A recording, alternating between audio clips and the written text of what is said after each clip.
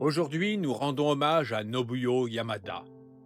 Il existe des voix qui dépassent les frontières, des voix qui ne sont pas seulement de la musique, mais des éclairs d'émotions gravés à jamais dans la mémoire collective. La voix de Nobuyo Yamada, que le monde connaît sous le nom de Nob, appartient à cette catégorie rare et sacrée. Pour beaucoup, son nom évoque immédiatement une chanson, un cri, une étincelle. Pegasus Fantasy, un titre devenu culte, devenu hymne, devenu immortel.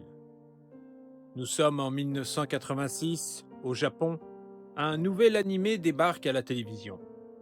En France, quelques années plus tard, il sera rebaptisé Les Chevaliers du Zodiaque.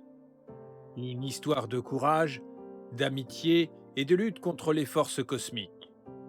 Et à l'ouverture de chaque épisode, une voix, celle de Nobuyo Yamada. Dès les premières notes, c'est une explosion. Une énergie brute, un souffle rock, une rage maîtrisée. Il ne chantait pas un simple générique. Il galvanisait, il réveillait. Il donnait à des millions d'enfants et d'adolescents l'impression de partir eux aussi au combat. Avec ses mots, avec son timbre, il transformait chaque spectateur en chevalier. Mais Nobuyo Yamada, ce n'était pas qu'une chanson culte. C'était une carrière entière au service de la passion. Car derrière l'hymne de Senseiya, il y avait un véritable artiste, nourri par le rock et le heavy metal. Une voix forgée dans la sueur des concerts, trempée dans l'énergie des années 80 et façonnée pour durer. Après Senseiya, il ne s'est jamais arrêté. Il a prêté son talent à d'autres génériques, comme Dragon Soul ou Dragon Ball Kai. Là encore, sa puissance a frappé, confirmant que Nobuyo Yamada n'était pas juste un interprète, mais une légende vivante de l'anisson, les chansons d'animé japonaises. Partout où il se produisait, il créait une communion. Au Japon, bien sûr, mais aussi en Europe et en Amérique latine.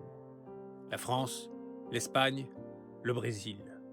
Partout, son nom résonne avec la même ferveur, car les Chevaliers du Zodiaque n'ont pas seulement marqué une génération au Japon, ils ont traversé les océans. Et partout, la voix de Nobuyo Yamada a fait vibrer des cœurs.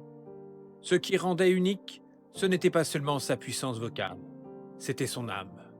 Dans ses concerts, il donnait tout. Un sourire, une étincelle dans les yeux, une énergie contagieuse. Il ne chantait pas pour le public, il chantait avec lui.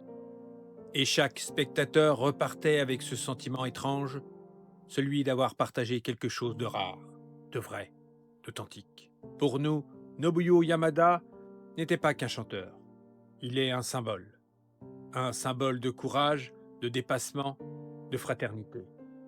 Sa voix a accompagné les batailles de Seiya et des autres chevaliers. Mais elle a aussi accompagné les nôtres, nos enfances, nos rêves, nos moments de doute et nos élans d'espoir. Aujourd'hui, en lui rendant hommage, nous ne disons pas adieu, parce que ces chansons, elles, ne mourront jamais. Elles continueront de résonner encore et toujours dans les cœurs de ceux qui lèvent les yeux vers le ciel, qui croient à la justice, à l'amitié et à la lumière.